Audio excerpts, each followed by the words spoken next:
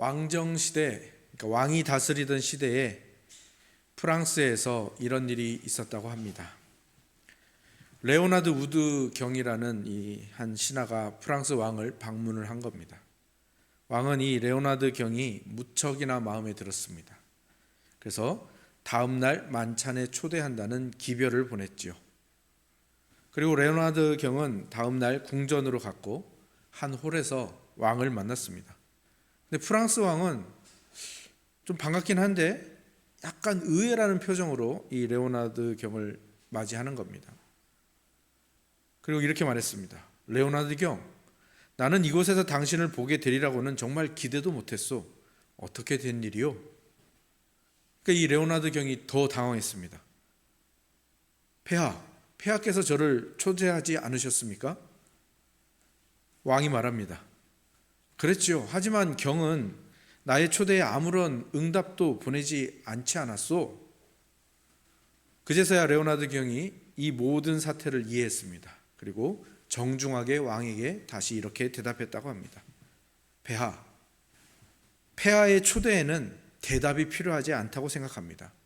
다만 순종만 있을 뿐입니다. 왕의 부르심에는 대답이 필요하지 않고 오직 순종만 있을 뿐이다. 네, 오늘은 이 문장을 가지고 누가복음 5장 1절에서 11절의 말씀을 함께 살펴보려고 합니다. 누가복음 5장 1절에서 11절 말씀, 제자들을 부르시는 장면이죠. 베드로, 안드레, 야고보, 요한, 아마 이렇게 나올 것 같습니다. 다 이름이 나와 있지는 않지만 다른 성경들을 참고했을 때 그렇습니다. 우리는 예수님이 제자들을 부르시는 장면을 보면 참 반갑기도 하고요, 아는 이야기라서 또 식상하기도 합니다. 왜? 너무 많이 들어서. 주일학교 때부터 이 제자들을 부르는 장면은 정말 많이 들었던 것 같습니다. 제가 주일학교 때는 이 제자들의 이름도 달달달 외웠습니다. 베안야요 빌바 도마야다시가 이렇게 첫 번째 글자를 가지고 이 제자들의 이름을 외우기도 했죠. 예수님과 제자들이 만난 이야기, 예수님이 제자들을 부르시고 그 제자들이 예수님을 따르게 되었다라는 이야기, 추억이 돋기도 하고 잘 아는 이야기이기도 하고, 그리고 그저 사복음서 첫 번째 부분에, 처음 부분에 의례에 나오는 사건으로 우리가 보기도 합니다. 그리고 어쩌면 우리는 이 사건이 너무 당연하고, 또 이거 그냥 예수님이 이 제자들 부를 때 이들을 나중에 복음을 전하는 사도로 부르시는데, 이들이 그 사도가 되기에 충분한 조건을 갖췄구나라는 것을 말하는 것 아닌가? 이런 생각도 하게 되죠. 제가 지금까지 말한 모든 이야기들은 다 이 본문을 제자들을 중심으로 보는 해석이죠. 또 하나의 해석이 있을 수 있겠죠. 오늘 본문에는 어떤 이야기가 나옵니까? 예수님께서 시몬 베드로에게 이르십니다. 밤새 이 시몬 베드로가 밤새 물고기를 잡았는데 잡지 못했죠. 허탕을 쳤습니다. 그런데 그런 시몬 베드로에게 예수님이 말씀하십니다. 깊은 데로 가서 그물을 내려라. 그랬더니 어떻게 됐습니까? 그물이 찢어지도록 고기가 잡혔고요. 그래서 동료의 배를 불렀는데 그 두 배에도 다 잠기게 된, 이토록 많은 물고기가 잡히는 기적이 일어났죠. 그래서 어떤 사람들은 이 이야기를 들을 때 이 기적의 시선과 그 관심을 다 빼앗겨 버립니다. 그래서 이 기적과 능력, 예수님의 능력, 거기에만 시선을 빼앗기기도 하죠. 아마 그럴 것을 염두에 두었는지 이 누가복음의 저자인 누가는 이 부분을요 굉장히 세심하게 기록하고 배치하고 있습니다. 오늘 본문을 원어로 보자면 어떤 말로 시작되는가 하면 에게네토라는 말로 시작이 됩니다. 에게네토라는 말은요, 번역하자면 그 일이 일어났다라는 겁니다. 그 일이 일어났다. 그리고 재밌게도 이 말은 우리나라 성경, 우리말 성경에는 자세하게 번역되어 있지 않죠. 그냥 어느 정도 가면 무리가 몰려서 하나님의 말씀을 들을 요 새 정도로만 번역이 되어 있는 겁니다. 또 뭐뭐 할 때 12절을 보시면 예수께서 한 동네에 계실 때에 요 때 정도, 요 정도로밖에 우리 말로는 표현이 안 되는 것 같습니다. 그런데 이 누가는요 5장에서 이것을 3번 에게네토로 시작을 하고요 6장에서도 3번이나 이 에게네토라는 말로 시작을 합니다. 이거는 명백한 누가의 의도가 있는 거죠. 그리고 오늘 읽으신 본문은 그 에게네토 6번의 에게네토 중에 첫 번째 이야기입니다. 그리고 이 모든 6번의 에게네토는요 무엇을 가리키고 있냐면 예수님이 하나님의 말씀을 전하십니다. 다른 복음서에서는 하나님 나라의 복음, 하나님의 복음이라고 말하고 있죠. 그러니까 예수님이 하나님의 복음을 전하실 때 사람들이 어떻게 반응하는가, 바로 그것을 보여주고 있는 6개의 에게네토입니다. 그리고 지난 주일 말씀 중에 이 복음이라는 말이 당시에 어떻게 쓰였는지를 우리가 함께 나누었었죠. 헬라어로는 유앙겔리온이라고 하는데 이 말이 어떻게 쓰였다고 했죠? 왕이 탄생했다거나 또는 왕이 즉위했다거나 왕이 백성을 위해서 어떤 승리나 어떤 기쁜 일을 행했다든가 하는 그러한 좋은 소식, 기쁜 소식이었습니다. 이렇게 기쁜 소식이 선포되면 모두가 받아들이고 기뻐하는 것, 이것이 바로 이 복음이라는 뜻이었죠. 근데 물론 이 복음에는 뭐가 따라오겠습니까? 그 왕이 즉위했으니까 그 왕의 다스림을 받아야 된다. 그 왕이 법을 선포했으니까 그 법에 순종해야 된다. 이게 자연스럽게 따라오는 것이죠. 오늘 본문에서 시작해서 6장까지의 내용은 제자들 그리고 또 다른 사람들이 있습니다. 이들이 예수님이 선포하시는 하나님 나라의 복음, 왕이신 하나님의 기쁜 소식을 듣고 어떻게 반응하는지, 그리고 그 차이가 얼마나 극명하게 드러나는지를 그것을 드러내는데 목적을 가지고 있음을 볼 수가 있습니다. 제자들은 분명합니다. 오늘 본문에서도 보듯이 예수님께서 전하시는 복음을 듣고 예수님을 따르지요.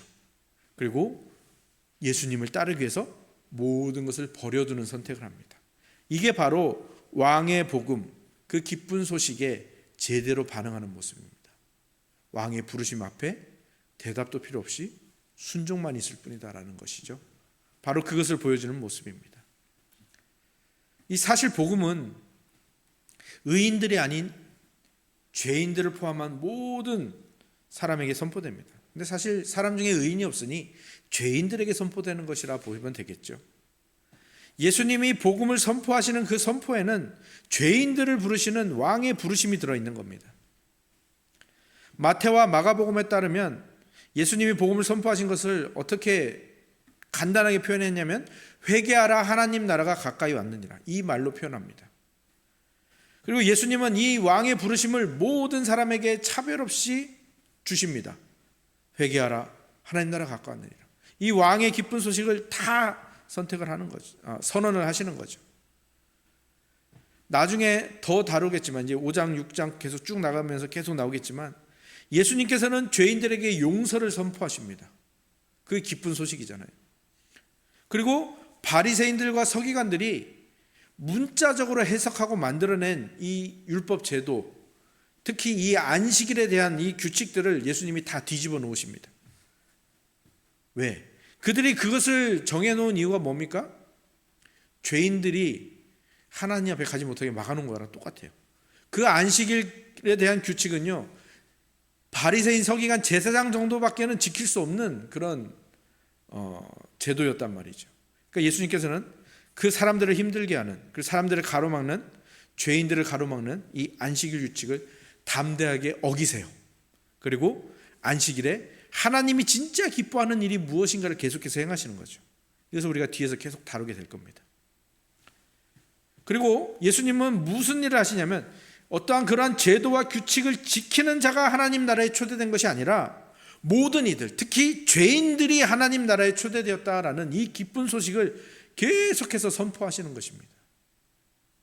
그런데 여기에 발끈하는 사람들이 있겠죠. 누구겠습니까? 자기를 의인이라 생각하는 자들이죠. 바로 바리새인, 서기관, 종교 지도자들입니다. 그리고 이들은 5장에서 6장 내내 투덜거립니다. 5장에서 6장 내내 예수님을 비난합니다. 예수님은 하나님 나라의 복음이 무엇인지를 계속해서 보여주고 선언하시고 복음이 사람을 어떻게 대하고 어떻게 바꿔가는지를 보여주시는데, 그리고 그것이 죄인들에게 얼마나 기쁜 소식이 되는 걸 보여주시는데, 바리새인들은 못마땅하고 투덜거리고 있는 거죠. 복음이 사람을 어떻게 대하고 어떻게 바꿔가는가? 우리가 지난 주일에 나누었죠. 복음의 능력은 우리를 두 가지 고백으로 이끌어간다고 했습니다. 어떤 고백과 어떤 고백입니까? 첫 번째는 나는 내가 감히 생각한 것보다 훨씬 더한 죄인이다. 그죠? 허물 많은 존재다라는 것. 그것이 첫 번째 고백. 두 번째 고백은 뭡니까? 나는 내가 감히 바랬던 것보다 훨씬 더 많은 사랑을 받고 용납된 존재라는 거죠. 그러니까 우리는 이 왕의 기쁜 소식을 받았을 때 무엇을 가장 먼저 느끼냐면 우리의 죄인됨과 함께 그리스도로 인해 사랑받음을 동시에 느끼는 겁니다. 이게 복음의 능력이고요. 이 복음의 능력이 우리에게 임하면 어떻게 된다고 했죠? 우리의 눈이 열리는 겁니다. 그래서 바라보게 돼요. 아, 하나님이 창조주시구나. 그리고 나는 피조물이구나. 아, 하나님이 구속주, 구원하시는 분이시구나. 그리고 나는 죄인이구나. 이 두 가지 인식, 우리가 눈을 떠서 인식하게 되는, 바라보게 되는 두 가지 인식, 이것이 복음의 능력이라는 거죠. 그래서 예수님께서 전하신 복음을 듣고 그 복음의 능력이 임한 사람들, 그래서 그 어둡고 눈 감고 있었던 맹인처럼 살았던 거기에서 해방된 사람들을 성경은 이렇게 묘사합니다. 사도행전 26장에 나오는 말인데요. 그 눈을 뜨게 하여 어둠에서 빛으로, 사탄의 권세에서 하나님께로 돌아오게 하고, 이게 복음의 능력이라는 겁니다. 원래 사탄의 권세, 어둠의 권세에 놓여 있다가 빛의 권세, 하나님의 능력과 하나님의 권세 아래, 하나님의 통치 아래, 하나님의 다스림 아래 들어오는 것, 그것을 복음서에서 회개하는 것, 하나님 나라가 가까이 왔다라는 것, 구원을 받는 것이다라고 묘사를 하고, 예수님은 그렇게 초대를 하고 계시는 거죠. 그리고 누가복음 5장에서 6장은 이렇게 눈을 뜨게 하시는 은혜, 그 은혜를 받은 자와 그렇지 못하고 그 은혜를 발로 걷어차고 여전히 눈을 감고 있는 자를 계속해서 비교하고 있는 것이죠. 이 눈을 감고 있는 것은 왜 그럴까요? 왜 예수님은 빛을 비추시고 눈을 뜨게 하시려고 하는데 왜 이들은 눈을 감고 있는 걸까요? 어떤 책에서 이런 구절을 본 적이 있습니다. 우물한 개구리에게 바다를 말해도 알지 못하는 것은 공간의 구속을 받고 있기 때문이다. 여름 매미에게 얼음에 관해서 말해도 알지 못하는 것은 시간의 제약을 받고 있기 때문이다. 편벽된 선비에게 도를 말해도 알지 못하는 것은 그 가르침에 속박되어 있기 때문이다. 여기서 말한 편벽은 생각이 한쪽으로 치우쳐 있는 겁니다. 말하자면 책을 한 권만 읽은 사람이라고 생각하시면 돼요. 아주 치우쳐 있는 겁니다. 아주 구석에. 그래서 이 편벽이라는 것은 스스로가 만든 감옥인 거죠. 근데 이 편벽이 무서운 건 뭡니까? 책 하나만 읽은 사람이 무서운 건 뭡니까?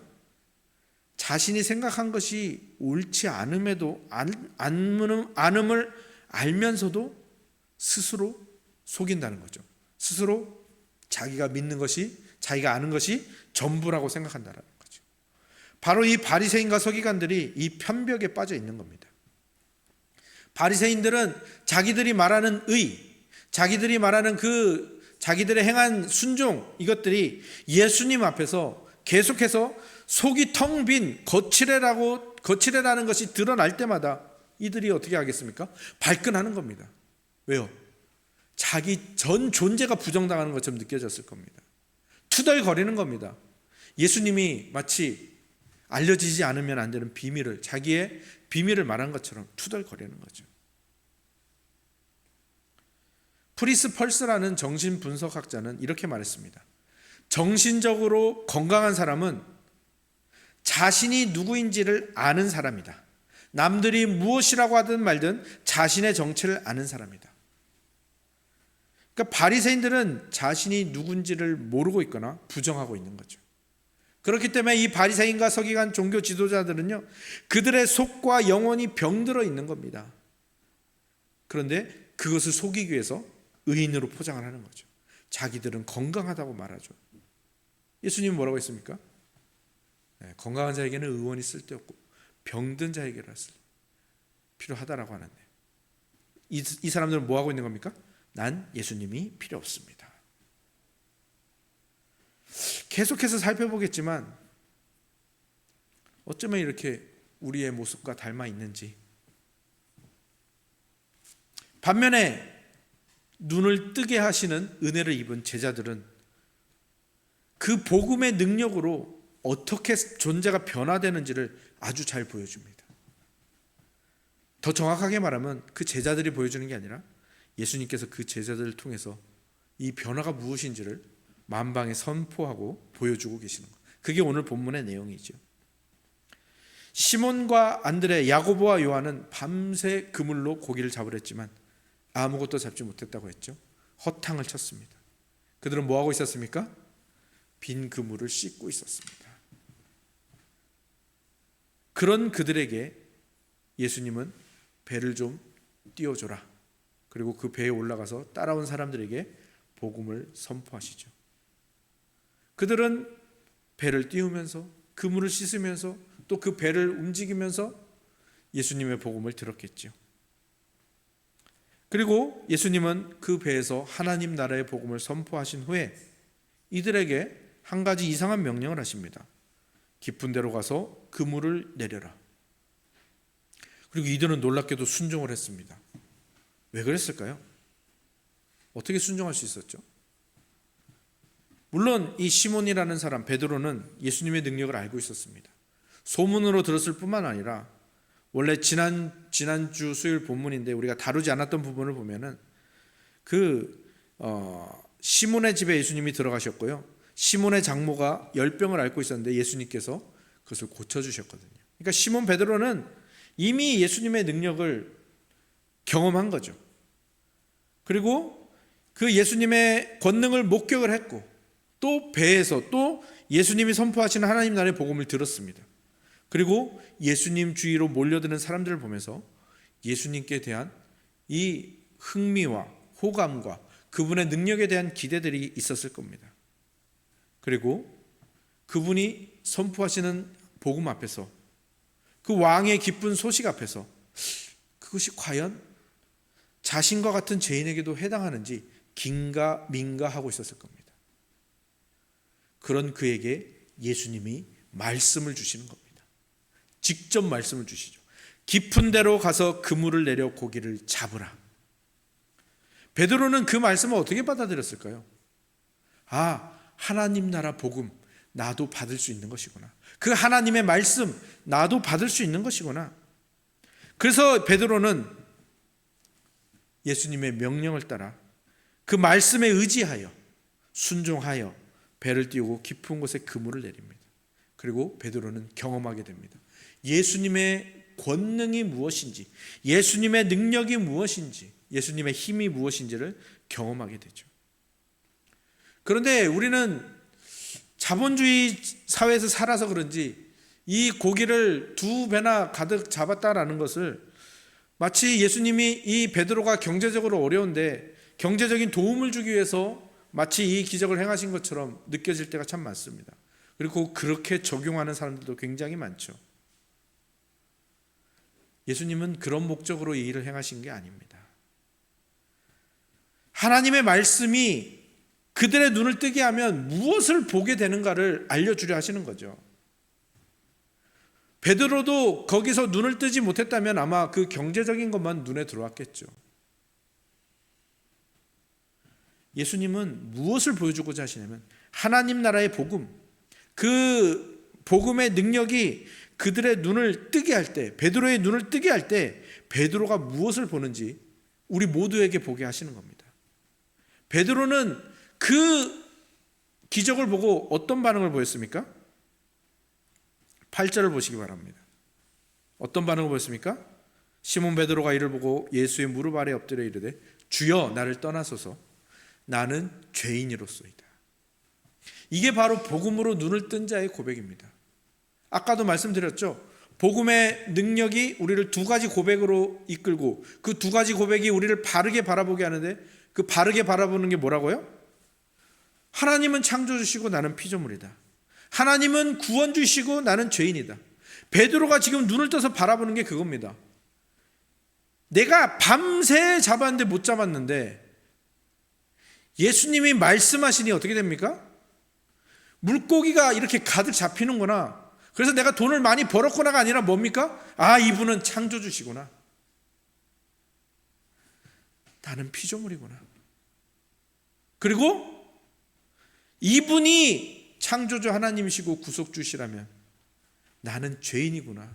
나는 이분 앞에 설 자격이 하나도 없구나. 이게 바로 눈을 뜬 자의 복음인 거죠. 나는 죄인입니다. 나를 떠나소서. 그리고 예수님께서는요, 그래 그럼 내가 널 떠나겠다 그러십니까? 아니죠. 비로소 그 눈을 뜬 자가 어떤 복을 누리게 되는지를 말씀해 주십니다. 10절을 보시기 바랍니다. 예수께서 시몬에게 이르시되 무서워하지 말라. 이제 후로는 네가 사람을 취하리라. 무슨 말입니까? 네가 하나님의 은혜로 눈을 떴구나. 이제 내가 너를 통해서 이 세상 많은 사람들의 눈을 뜨게 할 것이다. 네가 그 복을 받은 자다. 베드로의 인생이 어떻게 바뀌는지를 보여주시는 겁니다. 베드로가 지금껏 살아왔던 인생은 어떤 인생입니까?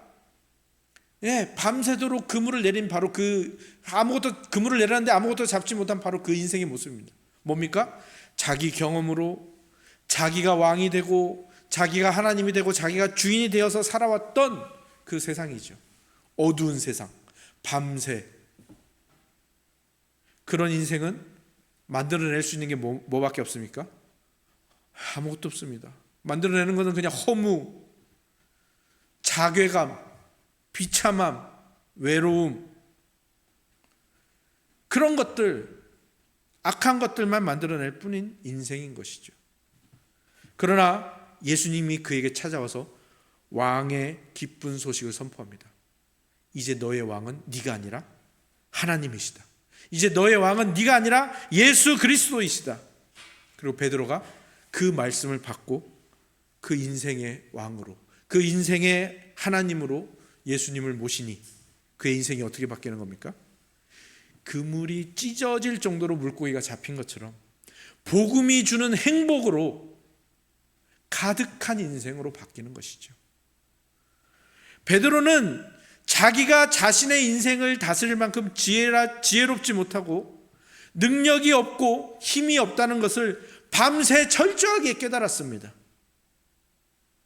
그리고 예수님이 찾아오셨을 때 자기 자신보다 훨씬 더 선하신 분, 훨씬 더 비교도 안 되게 지혜로우시고 선하시고 무엇보다 자기 자신을 베드로보다 더 잘 아시고 베드로보다 베드로를 더 사랑하시는 분이 왕이 되시는 것, 나의 왕이 되시고 나의 하나님이 되시는 것이 얼마나 복된 일인가를 알아챈 겁니다.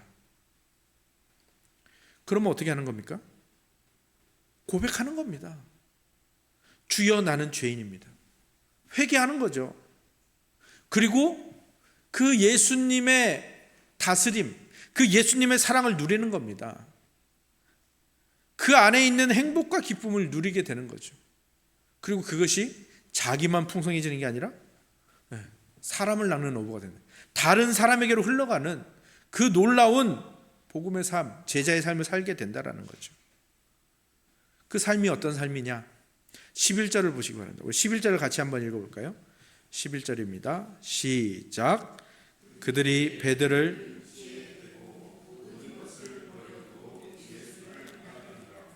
아멘.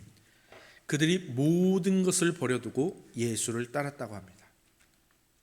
다른 복음서를 보면요, 모든 것을 버려둔 게 뭘 버린 거냐면 배와 그물 정도를 버린 게 아닙니다.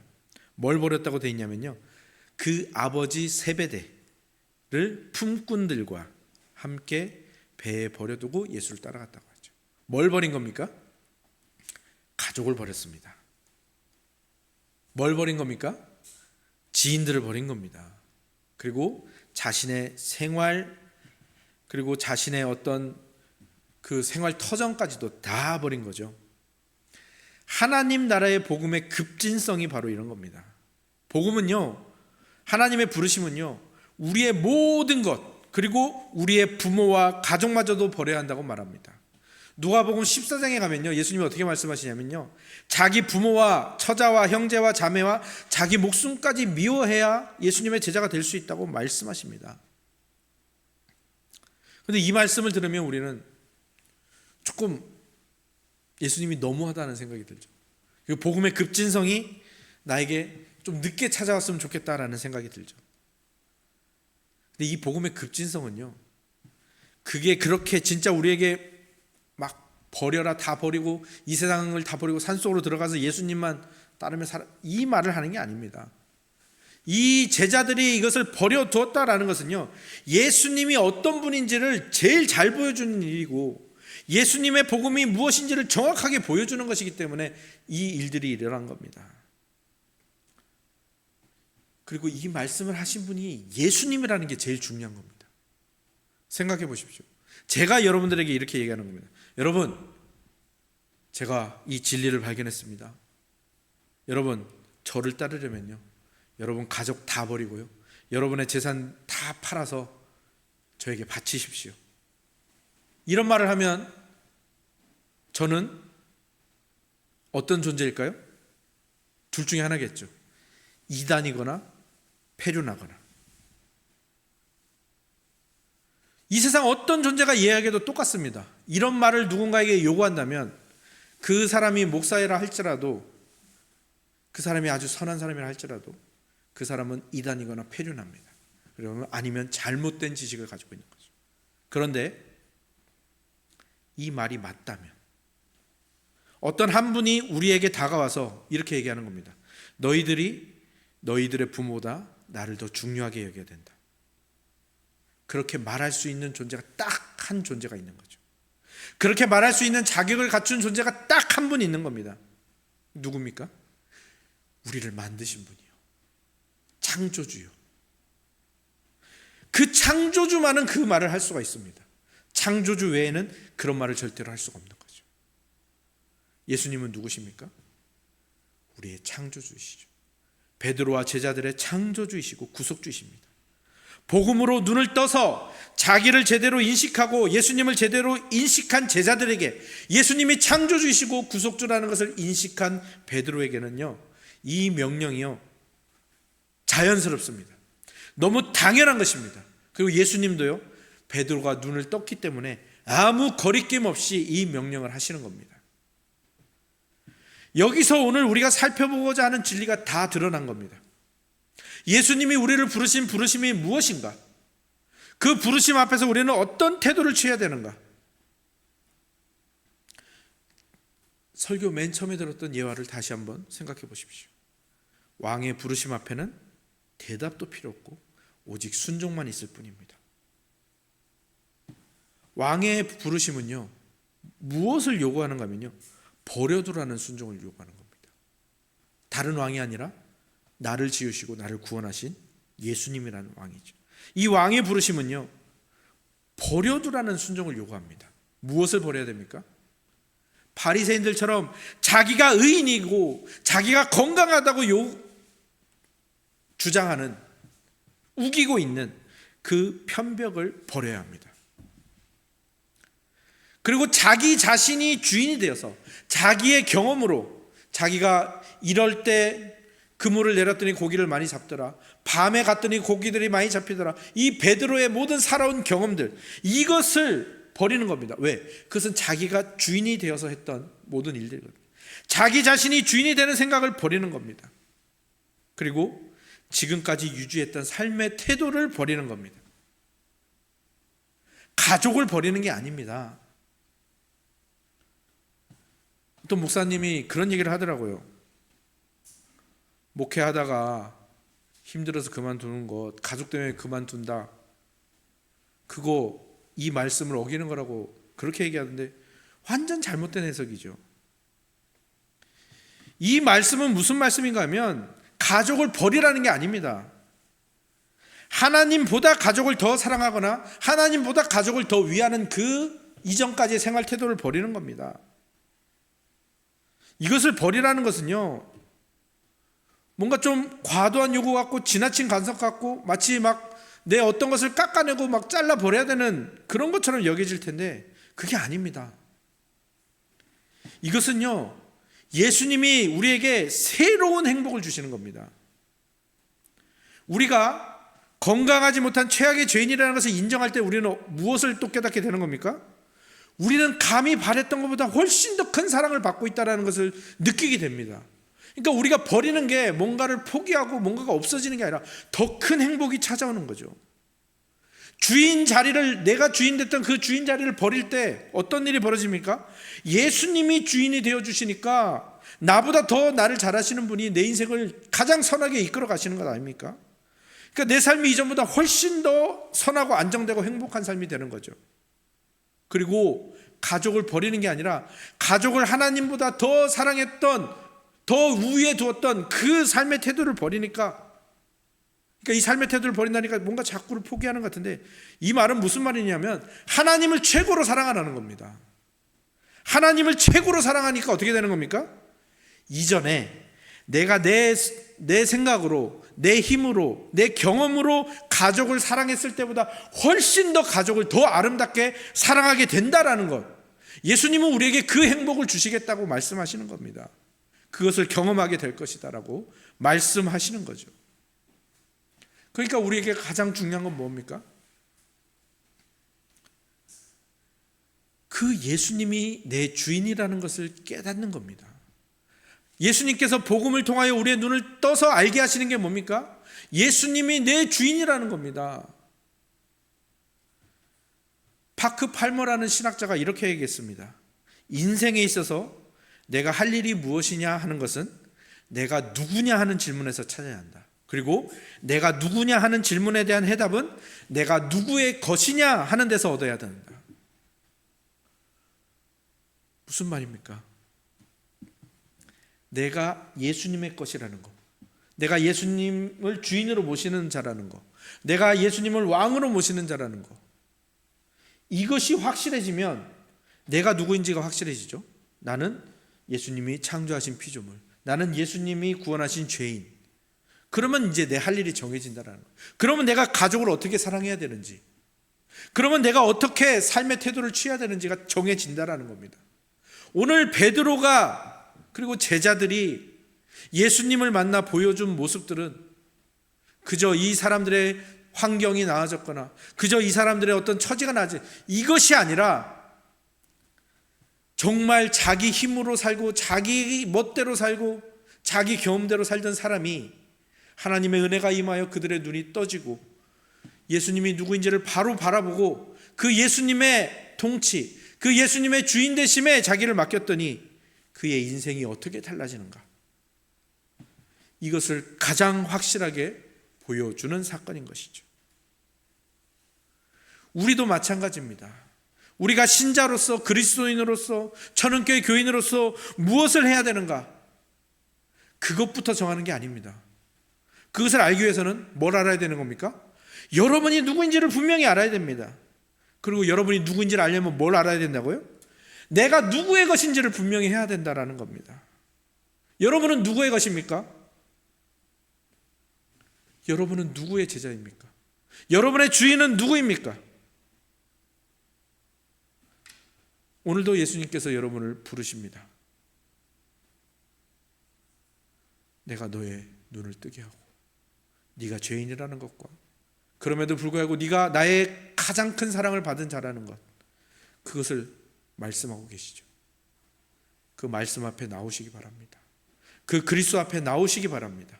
그리고 그 예수님의 그 부르심에 가장 아름답게 순종하시고 자기 중심적성으로 만든 자기 경험과 자기 고집으로 만든 모든 생각들을 다 버려두시고 예수님만이 채우시는, 예수님이 주인 되셨을 때 우리에게 채워지는 그 행복과 기쁨으로, 그 새로운 삶으로 여러분들을 채워가시는 그런 인생을 살아가시기를 주님의 이름으로 축원합니다.